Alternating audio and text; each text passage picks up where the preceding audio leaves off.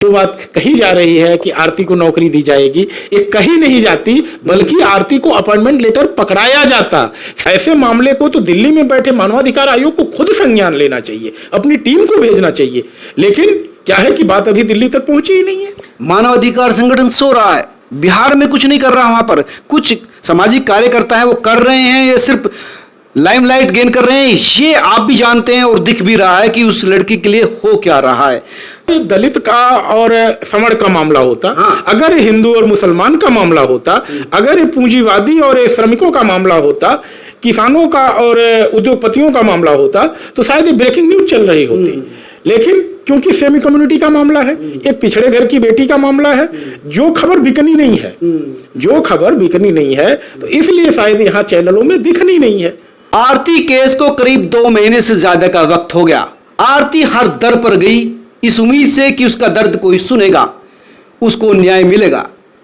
हर व्यक्ति से मिली, deputy CM से मिली, सामाजिक संगठनों से मिली, लेकिन आज तक का रिकॉर्ड यह है सिर्फ आश्वासन के सिवाय कुछ नहीं मिला उस लड़की को। उसकी आंखों में अभी भी आंसू है, उसकी बात अभी भी दिल को छू जाती है। वो दर्द जो महसूस करती है हर व्यक्ति महसूस करता है, लेकिन कई लोग ऐसे हैं जो उसके दर्द में भी अपना लाभ ढूंढ रहे हैं। कई यूट्यूब चैनल्स हैं वो जो लगातार फर्जी खबरें डाल रहे हैं। तमाम मुद्दों पर बात करने के लिए मेरे साथ हैं सुप्रीम कोर्ट के सीनियर लॉयर संदीप मिश्रा जी। इन तमाम मुद्दों पर इनसे बात करेंगे। क्रिमिनल केस के बड़े वकील हैं और इनसे बात करने का, चर्चा करने का मतलब यही है कि जाने कि आखिर वो लड़की अभी तक न्याय क्यों नहीं पा सकी, अभी तक उसके गुनहगार सलाखों से बाहर क्यों हैं। 4 अरेस्ट हुए थे, जो शुरुआती अरेस्टिंग हुई थी, उसके बाद कुछ नहीं हुआ। अब क्या करे वो लड़की, और उन पत्रकारों के बारे में भी क्या हो सकता है जो फर्जी खबर डालकर अपने चंद लाभ के लिए एक लड़की के साथ बदतमीजी कर रहे हैं। संदीप जी, आरती का केस आपको पता होगा, वो हर दर पर गई है, लेकिन उसके गुनहगार अभी भी सलाखों से पीछे हैं। देखिए, आरती की बात हम दिल्ली में बैठे लोगों को पता है, लेकिन कुछ खास ही लोगों को पता है, क्योंकि इस खबर को मेन स्ट्रीम मीडिया कवर नहीं कर रहा है। मेन स्ट्रीम मीडिया क्यों नहीं कवर कर रहा है? क्योंकि ये एक हाई प्रोफाइल मैटर नहीं है। ये किसी बात की, ये किसी बड़े घर का मामला नहीं है। ये किसी बड़े घर का मामला नहीं है। ये किसी 100-200 करोड़ की कंपनी के मालिक की बेटी का मामला नहीं है। ये हिंदू मुसलमान का मामला नहीं है। ये मामला है एक गरीब बेटी का, गांव का मामला है। गांव गरीब से जुड़ा हुआ मामला है, बिल्कुल पूरी तरह से दिख रहा है।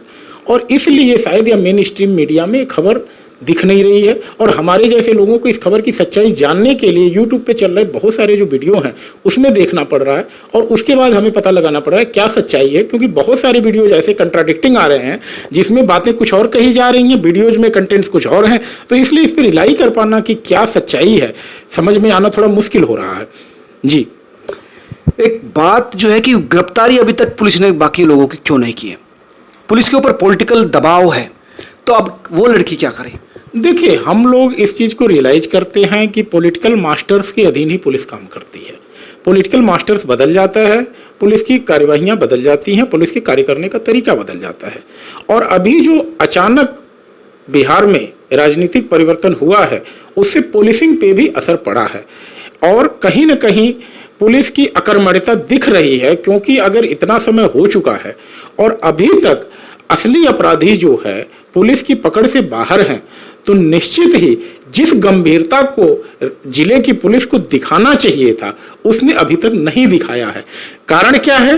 क्योंकि पुलिस, मैंने कहा कि मास्टर्स के अंदर काम करती है, कैसे पॉलिटिकल मास्टर्स बिहेव करते हैं। तो कहीं ना कहीं जब पुलिस के ऊपर राजनीतिक दबाव पड़ता है तो उसमें काम करने का तरीका अलग होता है, और जब राजनीतिक दबाव नहीं पड़ता है या ये कहीं अखबारों में खबर बहुत ज़्यादा हाईलाइट नहीं होती है तो उसको ठंडे बस्ते में पुलिस डाल देती है, क्योंकि उनके पास 25 तरह के काम होते हैं, वर्कलोड बहुत ज़्यादा होता है, इसमें कोई दो राय नहीं है।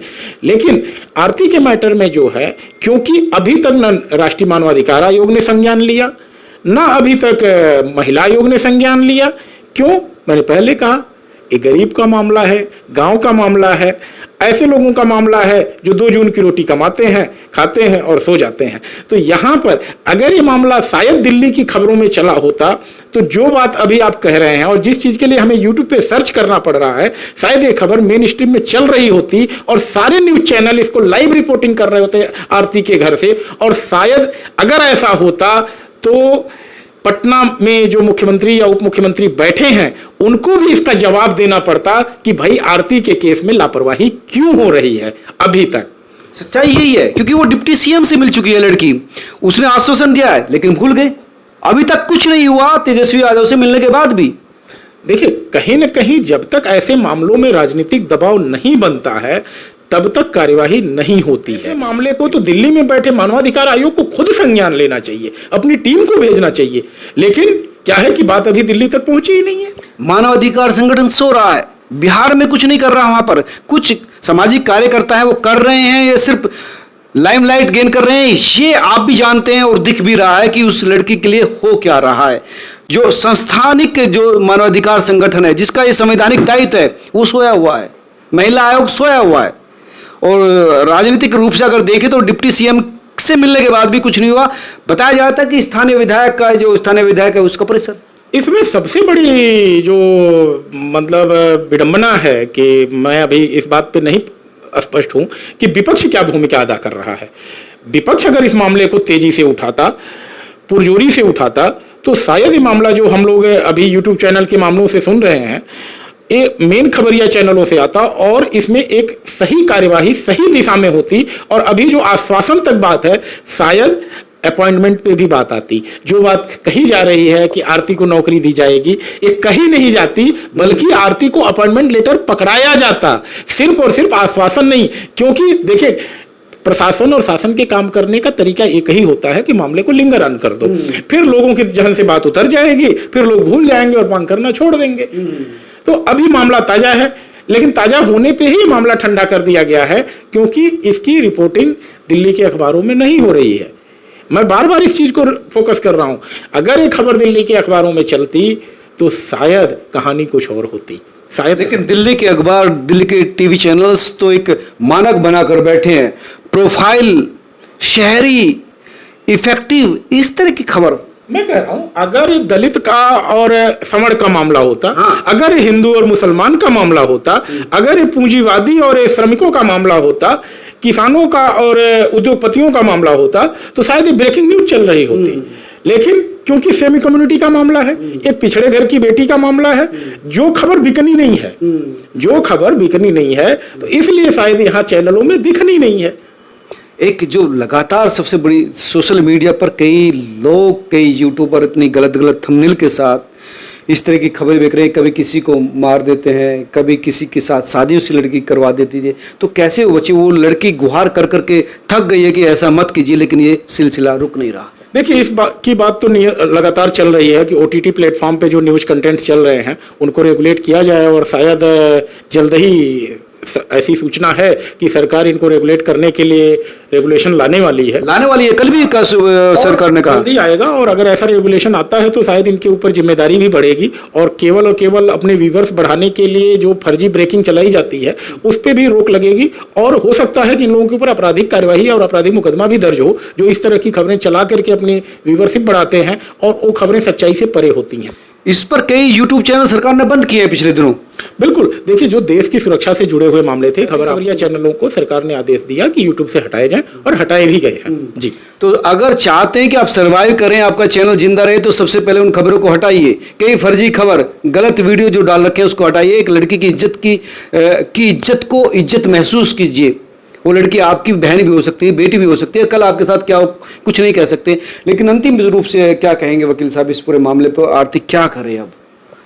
अभी तो देखिए, आरती को जो पुलिस की प्रक्रिया है वो तो करनी है, एफआईआर दर्ज हो गई है, केस एज यूजुअल चलेगा और अब देखना है कि सारी बातें न्यायपालिका और पुलिस अधिकारियों अब उसको मानवाधिकार आयोग से भी मिलना चाहिए, ये दरखास्त करी, क्योंकि जो कोई भी इस खबर को देख रहा है, मेरी उससे गुजारिश है, आप अगर एक पत्र लिख सकते हैं, अगर आपके पास कोई जानकारी है, अगर आपके पास कोई सीडी है या ऑडियो क्लिपिंग है, वो सारी जो है आप एक कहें पत्र के माध्यम से रजिस्टर्ड डाक से राष्ट्रीय मानवाधिकार आयोग के दिल्ली के पते पर भेजें, जिससे एक मैसेज जाए कि ऐसी घटना अररिया में हुई है और मानवाधिकार आयोग या महिला आयोग जो दिल्ली में है उस पर कार्यवाही करे। आप इस बात को अगर भेजेंगे राष्ट्रीय मानवाधिकार आयोग को, तो मैं जानता हूं जो कार्य करने का तरीका है, ऑनलाइन प्रोसेस भी है राष्ट्रीय मानवाधिकार आयोग में जानकारी अपलोड करने का। तो आप सभी लोगों से मेरी गुजारिश है कि अगर आपके पास कुछ कंटेंट्स हैं तो उसको राष्ट्रीय मानवाधिकार की साइट पर जाइए, उस पर अपलोड करिए और आपको मानवाधिकार आयोग से नोटिस आएगी जिसपे आपको सुनवाई में हिस्सा लेने का भी मौका मिल सकता है। आप अपना पक्ष रखिए और अगर आप चाहते हैं न्याय मिले तो निश्चित ही आरती को न्याय मिलेगा आपके इस कार्य के करने से। कम दोस्तों आप इतना तो कर सकते हैं कि ऑनलाइन एक रिक्वेस्ट अपने फ़ोन से कंप्यूटर से आप कर ही तो सकते हैं कि किस तरह का मामला, ये महत्वपूर्ण मामला है। और आरती भी अगर इस खबर को देख रही है तो अगर उसके परिवार वाले देख रहे हैं तो कम से कम ह्यूमन कमीशन तक अप्रोच जरूर कीजिए, क्योंकि जिस तरह के लोग आपके आसपास हैं, जिस तरह के लोग आपको आश्वासन दे रहे हैं, उनका कोई इफेक्ट दिख नहीं रहा है और ये मामला धीरे धीरे ठंडे बस्ते में चला जाएगा। क्योंकि मैं इससे जुड़ा हुआ था, लगातार अपडेट दे रहा था, तो मेरा एक मकसद यही था कि आप तक ये सूचना पहुंचाना कि अब आप क्या करें ताकि आपको न्याय मिले। आप क्या सोचते हैं दोस्तों, मुझे कमेंट करके जरूर बताना ताकि इस लड़की को न्याय मिले। नमस्कार।